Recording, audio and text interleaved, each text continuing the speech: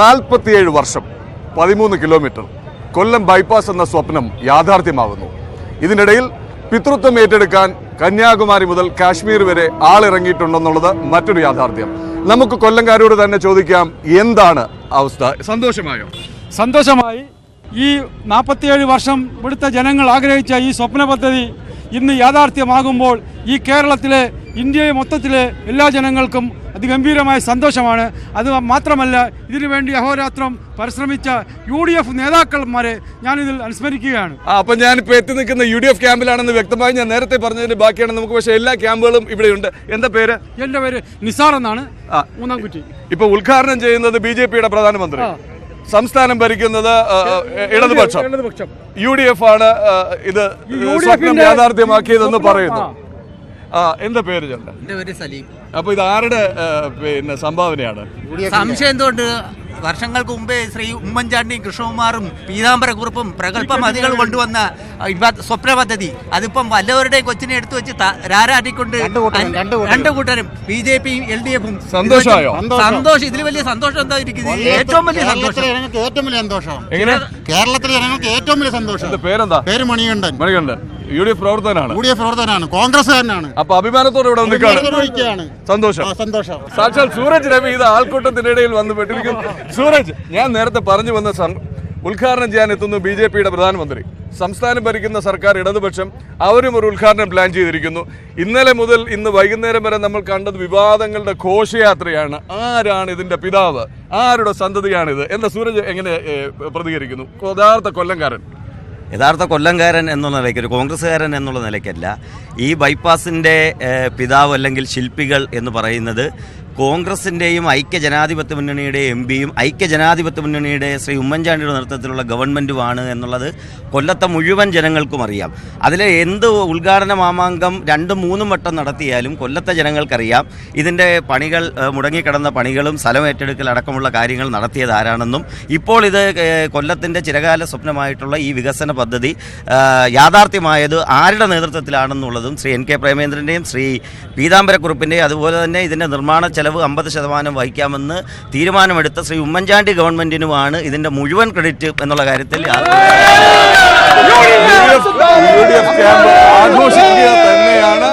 RSPയുടെ കൊടി കാണുന്നുണ്ട്. നമുക്കൊന്ന് RSP ക്യാമ്പിലേക്ക് പോവാം. ഇത് 1972 ഈ സ്വപ്നം ഇങ്ങനെ കാണിച്ചു തുടങ്ങി കൊല്ലത്തുകാരെ. TK ദിവാകരൻ മന്ത്രിയായിരുന്നപ്പോ എന്ന് പറയുന്നു. അന്ന് സ്വപ്നം കണ്ട പലരും ഇന്ന് ജീവിച്ചിരിപ്പ് പോലും ഇല്ല. ഞാനൊന്ന് കണക്കൂട്ടി നോക്കി വന്ന വഴിക്ക്. ഈ 47 കൊല്ലം പോട്ടെ, പണി തുടങ്ങിയിട്ട് 40 കൊല്ലം, 1 കിലോമീറ്റർ പണിയെ 3 കൊല്ലം എടുത്തിരിക്കുന്നത്.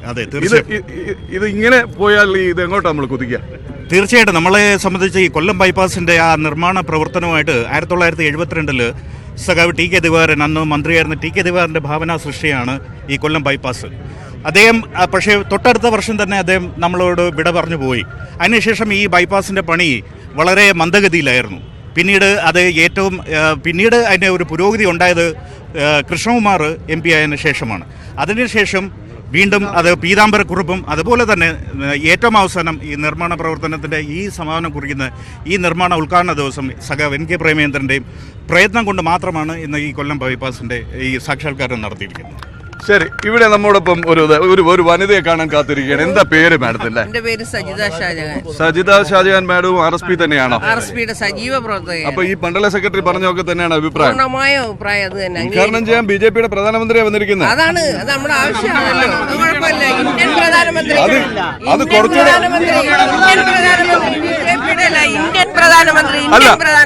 കുറച്ചുകൂടെ കഴിഞ്ഞിട്ടും അല്ല, ഈ പാവ മുഖ്യമന്ത്രി എന്തിനാ പറ്റിച്ചത്? കുറച്ചുകൂടെ കഴിഞ്ഞിട്ട് മുഖ്യമന്ത്രി ഒന്ന് ഉദ്ഘാടനം ചെയ്യായിരുന്നല്ലോ. അവരോടൊന്നും പറയാതെ NK പ്രേമേന്ദ്രൻ പ്രധാനമന്ത്രിയെ കൊണ്ടുവന്നാണെന്നാ പറയുന്നത്. MPയെ പറ്റിപ്പിക്കാന്ന് വിചാരിച്ചു. അങ്ങനെ നടക്കത്തില്ല.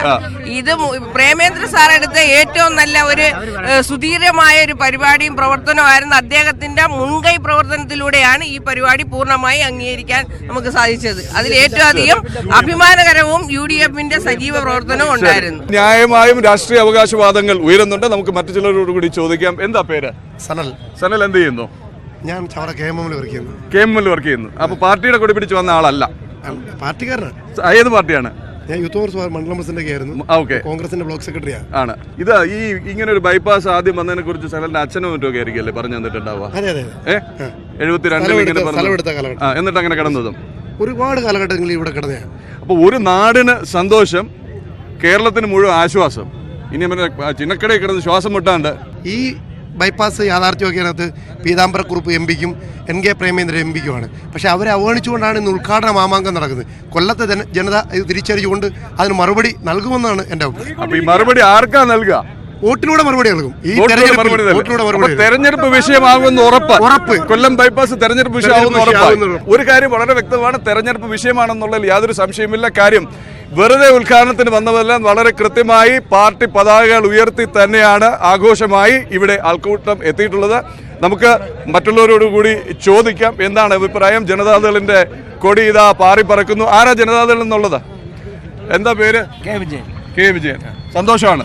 വലിയ സന്തോഷമാണ്. UDFന്റെ ചിരകാലമായ അഭിലാഷമാണ് സാധിച്ചിരിക്കുന്നത്. അത് പിന്നെ പീതാംബരക്കുറുപ്പും അതുപോലെ തന്നെ RSPയുടെ നേതാവായ MP ആയ നമ്മുടെ കൊല്ലത്തെ MP ആയ പ്രേമേന്ദ്രന്റെ ശ്രമഫലമായിട്ടാണ് നടന്നിരിക്കുന്നതാണ് ഞങ്ങൾക്ക് പറയാനുള്ള അതിയായ സന്തോഷമാണ് ഞങ്ങൾക്കുള്ളത്. ശരി. എൻ്റെ പേര് ഷാജി തങ്കച്ചൻ എന്നാണ്. ഞാൻ കോടതിയിൽ വർക്ക് ചെയ്യാണ്. കൊല്ലം കോടതി.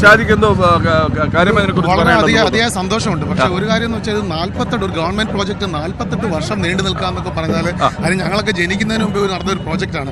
പക്ഷേ ഈ കാലതാമസത്തെക്കുറിച്ച് നമ്മൾ പഠിക്കുക ഒരു പാഠ്യവിഷയമാക്കി തന്നെ വെക്കണം. ഒരുപക്ഷെ കല്ലട ഇറിഗേഷൻ പ്രോജക്റ്റ് പോലും ഇത്രയധികം താമസിച്ചിട്ടില്ല. പക്ഷേ കേവലം റോഡിൽ കൂടെ അല്ലെങ്കിൽ കരയിൽ കൂടെ പണിയുന്ന ഒരു സംഭവം, ഒരു പാത, ഒരു ദേശീയപാത അല്ലെങ്കിൽ ഒരു ബൈപ്പാസ് ഇത്രയധികം താമസം എന്തുകൊണ്ട് എടുത്തു എന്നുള്ളത് അത് ഏത് വിഭാഗം ആൾക്കാരായാലും ഏത് ലോബികളായാലും തടഞ്ഞത് എന്താണ് എന്ന് അതിനെക്കുറിച്ച് നമ്മൾ ഗഹനമായ ഒരു അന്വേഷണത്തെക്കുറിച്ചൊന്നും ആരും പറഞ്ഞു കേട്ടിട്ടില്ല.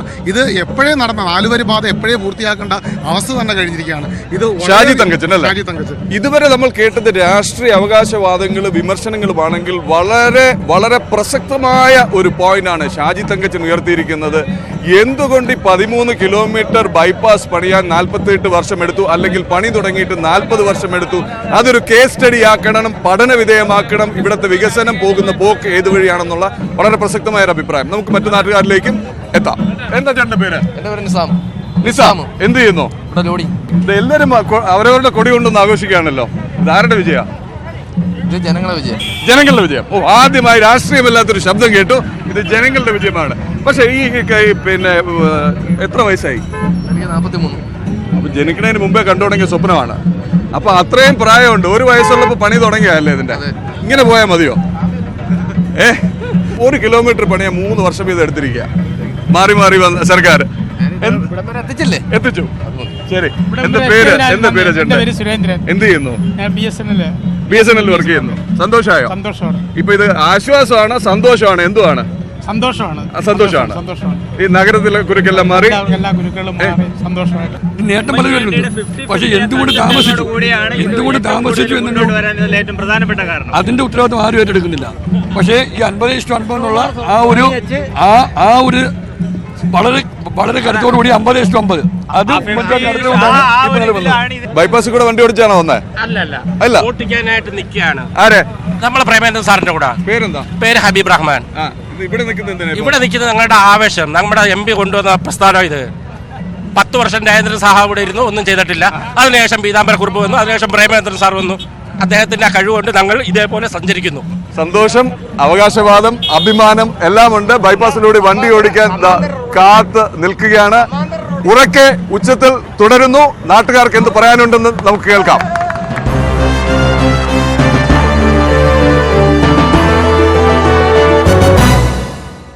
കൊല്ലം ബൈപ്പാസിന്റെ ആഘോഷം. എന്നോടൊപ്പം ചേരുന്നത് കല്ലന്താഴ് ജംഗ്ഷനിലെ ഓട്ടോ ഡ്രൈവർമാരാണ്. എന്താ ചേട്ടന്റെ പേര്? സുദേശൻ. എന്താ സന്തോഷമാണോ? സന്തോഷം, വളരെ സന്തോഷം. 40 കൊല്ലത്തിന് ശേഷമുള്ള ഈ കാത്തിരിപ്പിന് ഒരു വിരാമമായിരുന്നു. ആശ്വാസം, സന്തോഷം. എത്ര വയസ്സായി? എനിക്ക് 48. അപ്പൊ ചെറുതായിരുന്നപ്പോ കാണിച്ചു തുടങ്ങിയ സ്വപ്നമാണല്ലേ? അതെ. പണി തുടങ്ങിയിട്ട്. എന്താ പേരെന്താ? ഷറഫുദ്ദീൻ. കൊല്ലംകാരൻ തന്നെയാണ്. എന്ത് പറയുന്നു? വളരെ സന്തോഷം. ഇതിന് ഒരുപാട് അവകാശവാദങ്ങളൊക്കെ കേട്ടല്ലോ ഇടയ്ക്ക്. ഇത് എനിക്ക് അവകാശപ്പെട്ടാണ്, നിങ്ങൾക്ക് അവകാശപ്പെട്ടാണ്. അത് എല്ലാവർക്കും അവകാശപ്പെടാമല്ലോ. പാർട്ടി ബേസിൽ പോകുമ്പോൾ പലരും പല രീതിയിലായിരിക്കും ഇത് കാഴ്ചപ്പാടിലെ കാണുന്നത്. നമുക്ക് എങ്ങനെയെങ്കിലും ഇത് പൂർത്തിയാക്കി കിട്ടണം എന്നുള്ളൊരു ചിന്ത. റോഡ് തുറന്ന് കിട്ടണം. ആരെ വിജയിച്ചോ? ഞങ്ങൾ കൊല്ലം വിജയിച്ചു. എന്താ പേരെന്താ? എന്റെ പേര് സോമൻ. സോമൻ. എന്താ ചേട്ടൻ പേര്? എന്റെ അശോകുമാർ. അശോകുമാർ എന്ത് പറയുന്നു? എന്താ പറയുക, ഏറ്റവും നല്ല കാര്യമാണ് ചെയ്തേക്കുന്നത്. അത് കൊള്ളാം, എല്ലാം കൊണ്ടും കൊള്ളാം. നമ്മുടെ ഭാവിയിലുള്ള ബാക്കിയുള്ളവർക്കും രക്ഷപ്പെടാം, എല്ലാ കാര്യത്തിനും കൊള്ളാം. അതാണ് നമുക്ക് വളരെ സന്തോഷമായി. പക്ഷെ ഇങ്ങനെ പോയാൽ മതിയോ? ഇത്ര വേഗത്തിൽ പോയാൽ മതിയോ? പോരാ. പറയേണ്ടത് നിങ്ങളാണ്, കേൾക്കേണ്ടത് നിങ്ങളുടെ ശബ്ദമാണ്. ഞാൻ വരുന്നു നിങ്ങൾക്കിടയിലേക്ക്. പറയാനുള്ളത് പറയണം, ഉറക്കെ, ഉച്ചത്തിൽ. രാഷ്ട്രീയ വിമർശനം മാത്രമല്ല, രാഷ്ട്രീയ പ്രവർത്തകർ മാത്രമല്ല, ബൈപ്പാസുമായി നേരിട്ട് ബന്ധമുള്ളവരും ഉണ്ട് നമ്മോടൊപ്പം. എന്താണ് പേര്? മോഹനൻ. എന്താണ് ആക്ഷൻ കമ്മിറ്റി? ആക്ഷൻ കമ്മിറ്റിയുടെ ജനറൽ കൺവീനർ. എന്തായിരുന്നു നിങ്ങൾ ഇവിടെ ചെയ്തത്? ഞങ്ങൾക്ക് ഇവിടെ ഈ നേരെ മൂന്നാംകുറ്റി റോഡിൽ നിന്ന് ഒരു ഓട കറക്റ്റായിട്ട് പാലക്കടവ് വഴി ആറ്റിലെത്തുമായിരുന്നു. അതിവിടെ കൊണ്ടുവന്ന് ബ്രേക്ക് ചെയ്തു. ആ ബ്രേക്ക് വന്നപ്പോഴാണ് ഞങ്ങൾ സുധാകരൻ മിനിസ്റ്റർ വന്നപ്പോഴും ഞങ്ങൾ ബൈപ്പാസ് ആക്ഷൻ കമ്മിറ്റിയുടെ ചെയർമാനും ഷാബി സാറും ഞങ്ങളെല്ലാം റെപ്രസെൻ്റ് ചെയ്യപ്പെടുത്തില്ല. ആ ഓട രണ്ടാമത് ഇവിടെ ചെയ്ത് ഇവിടെ കൊണ്ടുവന്ന് നിർത്തിയിരിക്കുകയാണ്. ഇനി ബാക്കിയുള്ള പണി ചെയ്ത് ഇത് ഓട അതിലേക്കൂടെ കൊണ്ട് തരാമെന്ന് എഗ്രി ചെയ്തിട്ടുണ്ട്. പണി ഇനിയും ബാക്കി. വാഗ്ദാനം PWD മന്ത്രിയുടെ. ശരി, ഇതാണ് പറയാനുള്ളത്. എന്താ പേര്? എന്റെ പേര് ഷിബു. ഞാൻ ആക്ഷൻ കൗൺസിലിലെ കൺവീനറാണ്. പരാതിയും പരിഭവം ഇത് തന്നെയാണ്. ആവശ്യം ഇത് തന്നെയാണ്. അതെ, ഇത് ആവശ്യം തന്നെയാണ്. പക്ഷെ നമുക്ക് വളരെ അഭിമാനമുണ്ട്, ഇത്രയൊക്കെ ആക്കിയെടുത്തതിനകത്ത് വളരെ സന്തോഷമുണ്ട്. കാലതാമസം. എന്താ സാറിന്റെ പേര്? ഷാഫി. ആക്ഷൻ കൗൺസിലിന്റെ ചെയർമാനാണ്. ശരി. അപ്പോൾ ഇവിടെ ഒരു പ്രശ്നം വന്നപ്പോൾ ഞങ്ങൾ പെട്ടെന്ന് ഒരു ആക്ഷൻ കൗൺസിലൂടെ രൂപീകരിച്ചാണ്. ഇതിന് രാഷ്ട്രീയമൊന്നുമില്ല. അപ്പം ഞങ്ങൾ ഒരുപാട് നിവേദനങ്ങൾ മന്ത്രിമാർക്കും മറ്റു അധികാരികൾക്ക് എഞ്ചിനീയർമാർക്കും എല്ലാം കൊടുത്തിട്ട് നടപടിയൊന്നും ഉണ്ടായില്ല. അവസാന നിമിഷത്തിലാണ് ഒരു ദിവസം നമ്മുടെ പൊതുമരാമത്ത് മന്ത്രി ഇതിലേ വന്നത്. അന്ന് വന്നപ്പോൾ ഞങ്ങളൊരു നിവേദനം കൊടുത്തു, ഇത് പരിഹരിച്ചേ പറ്റൂ എന്ന് പറഞ്ഞ്. ഇത് നാഷണൽ ഹൈവേ, ഇതിനകത്ത് ഇനിയൊന്നും ചെയ്യാൻ പറ്റുകയില്ല എന്നാണ് ആദ്യം പറഞ്ഞത്. ഞങ്ങൾ പറഞ്ഞ് ഞങ്ങളുടെ ജീവിത പ്രശ്നമാണ്, ഈ മലിനജലം എല്ലാം ഇവിടെ വന്ന് കുറേ ആളുകളുടെ വീടുകളിൽ കയറും, അതിന് പരിഹാരം ഉണ്ടാക്കിയേ പറ്റൂ എന്ന് പറഞ്ഞ് അവസാനം മന്ത്രി അത് എഴുതി PWD എഞ്ചിനീയർക്ക് നിർദ്ദേശം കൊടുത്തു. അപ്പം അത് ആ വാഗ്ദാനം നടപ്പാവുന്ന കാത്തിരിക്കുകയാണ്. ഇതിൻ്റെ ബാക്കി ഇപ്പം പകുതി നടപ്പായി, ബാക്കിയും കൂടെ നടപ്പാക്കാൻ വേണ്ടി ഞങ്ങൾ കൗൺസിലിൽ ശ്രമിക്കും, ആക്ഷൻ കൗൺസിൽ. ശരി.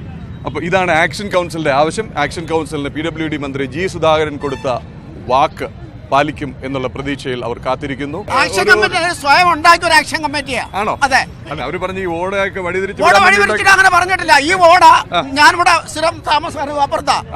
10-65 വയസ്സ് എനിക്കുണ്ട്. എന്റെ കുഞ്ഞുനാൾ വലിയ ഓട കാണുന്ന ഈ ഒരു ഓട ഇത്രയും പൊളിച്ച് ഇതിലെ കൂടെ പോകാനായിട്ട് ഈ പരിസരത്ത് ആ വ്യക്തി അവിടെ പോയിരുന്നു. അല്ല, ഓട വഴിതിരിച്ചു വിട്ടിരിക്കുകയാണ്. ഓട വഴിച്ചിട്ട് ഹൈവേ റിപ്പോർട്ട് എന്ന് പറഞ്ഞാൽ അങ്ങനെ പോയാൽ മതി എന്ന് പറഞ്ഞു.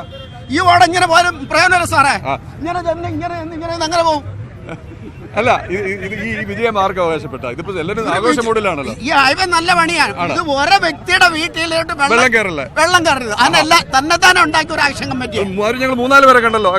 അത് ആർക്കാണ് രജിസ്റ്റർ ചെയ്തിട്ടുണ്ടോ action committee? Action committee register ചെയ്തിട്ടുണ്ടോ? ഇത് എപ്പോ ഉണ്ടായതാ? മന്ത്രി കൊടുത്താൽ ലെറ്റർ വാങ്ങിച്ചു നോക്കെ ഇല്ല. ഇവിടെ ഈ ഓട പണിയുമ്പോ എവരെല്ലാം എവിടെ പോയിരുന്നു? എന്റെ ചോദ്യം ഏതാ? ഇത്രയും വർഷം ഇവിടെ ഇത് കേബിള് എടുക്കാനായിട്ട് ഇട്ടിട്ട് ഒരു 4 ആഴ്ച ഇത് പിടിച്ചിട്ട് നടന്ന് അന്നേരം അവരാരെയും കണ്ടില്ല.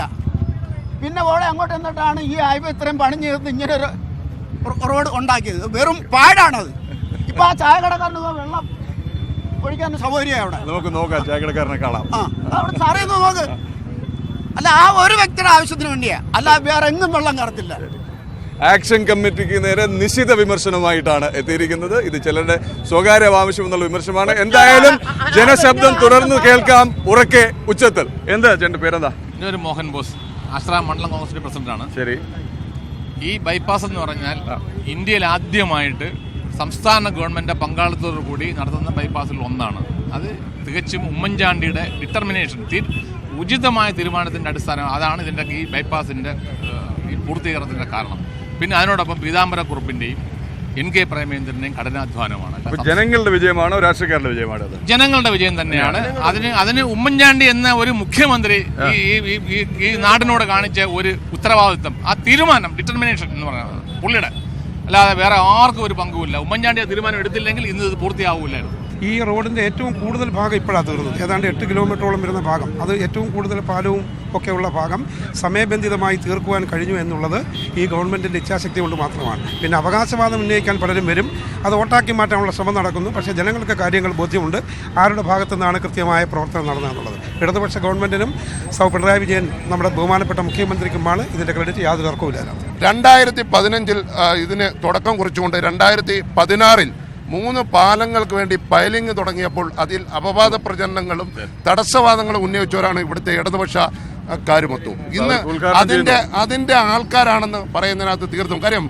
ഈ വികസനം എന്ന് പറയുന്നത് ഒരു നീണ്ട കാലം, ഈ 3 പാലങ്ങൾക്ക് നീണ്ട പൈലിംഗ് തുടങ്ങിയതും ഇതിന്റെ പ്രവർത്തന പരിപാടി തുടങ്ങിയ ശ്രീമാൻ ഉമ്മൻചാണ്ടിയുടെയും N. പീതാംബരക്കുറുപ്പിന്റെയും അതിന് ചുക്കാൻ പിടിച്ച് പിന്നെ വന്ന കൊല്ലത്തിന്റെ ഇന്ന് കക്ഷി രാഷ്ട്രീയത്തിന് അതീതമായി ജനങ്ങളോടൊപ്പം നിറഞ്ഞു നിൽക്കുന്ന N. പ്രേമചന്ദ്രൻ്റെയും നിരന്തര ശ്രമങ്ങളുടെ ഫലമായി ഇത് ഉദ്ഘാടനം ചെയ്യുമ്പോൾ ഒരു കൊല്ലത്തെ ഏറ്റവും നല്ല ഒരു പൊതുപ്രവർത്തകനെ അപവാദ പ്രചരണങ്ങൾ അഴിച്ചുവിട്ടുകൊണ്ട് വർഗീയവൽക്കരിക്കാൻ നോക്കുന്ന ഇടതുപക്ഷം എന്ന് പറയുന്ന ഇന്നിൻ്റെ കമ്മ്യൂണിസ്റ്റുകാർ, കാപ്പട്യമുള്ള കമ്മ്യൂണിസ്റ്റുകാരൻ്റെ ആ കറുത്ത മുഖങ്ങൾ കൊല്ലത്തെ ജനത വരുന്ന പാർലമെന്റ് തെരഞ്ഞെടുപ്പിൽ N. പ്രേമചന്ദ്രന്റെ വിജയത്തോടെ അത് ആവർത്തിക്കുമ്പോൾ അത് കേരളത്തിലെയും കൊല്ലം ജില്ലയിലെയും കമ്മ്യൂണിസ്റ്റുകാരനും ശ്രീ പിണറായി വിജയനും. ശരി, നമുക്ക് മറ്റുള്ള ശബ്ദങ്ങളിലേക്ക് പോകാം. എന്താണ് പേര് ചേട്ടൻ്റെ? എൻ്റെ പേര് പ്രസാദ്, CPM-ന്റെ കൊല്ലം ഈസ്റ്റ് ഏരിയ സെക്രട്ടറി. ഓക്കെ, എന്ത് തോന്നുന്നു? സന്തോഷം, സമാധാനം, ആശ്വാസം, പല വികാരങ്ങളും. വലിയ സന്തോഷമുണ്ട്, വലിയ ആശ്വാസമുണ്ട്.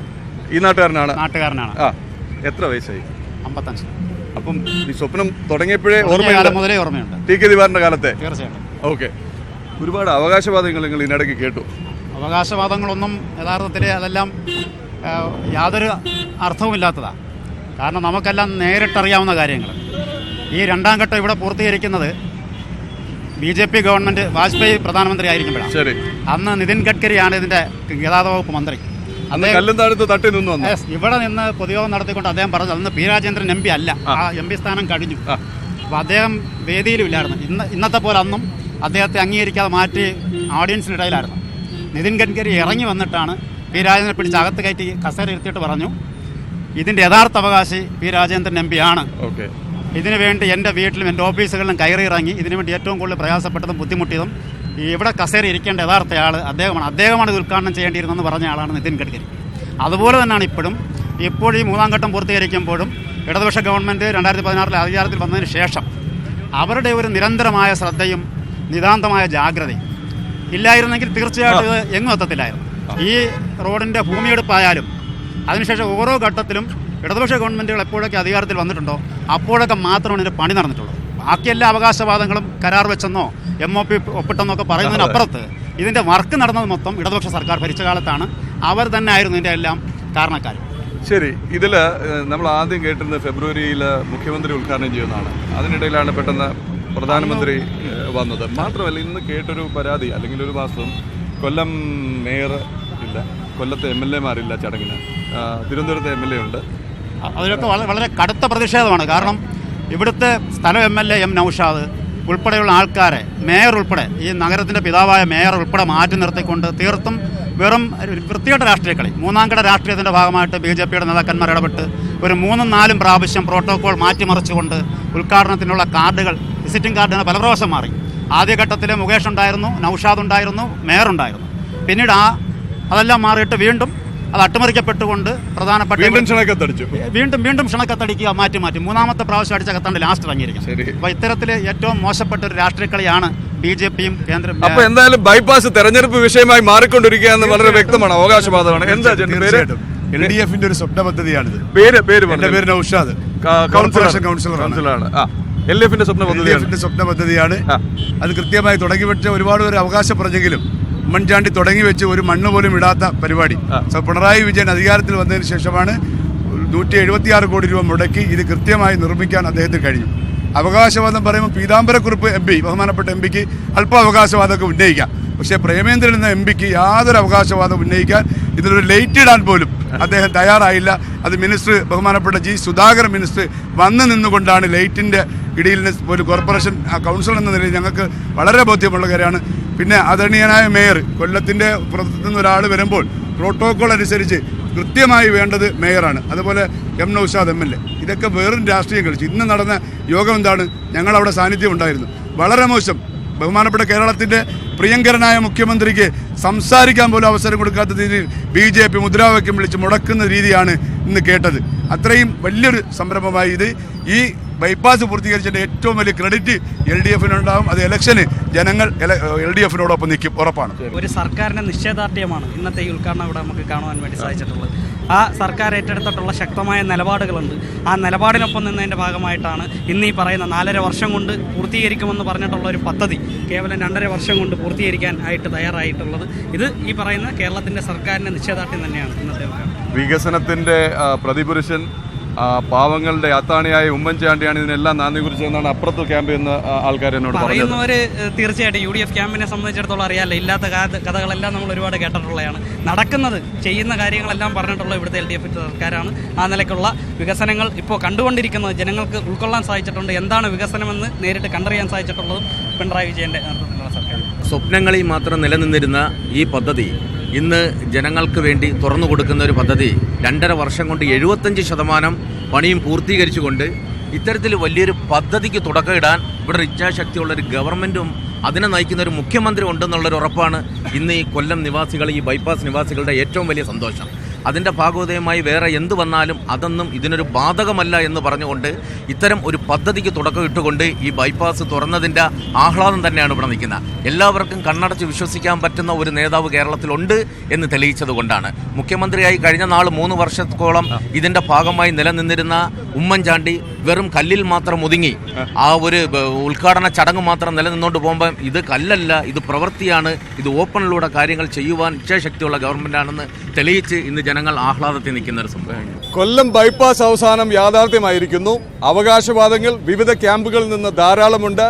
ഒന്നുറപ്പ്, കൊല്ലം ബൈപ്പാസ് എന്നുള്ള വിഷയം ഇവിടെ അവസാനിക്കുന്നില്ല.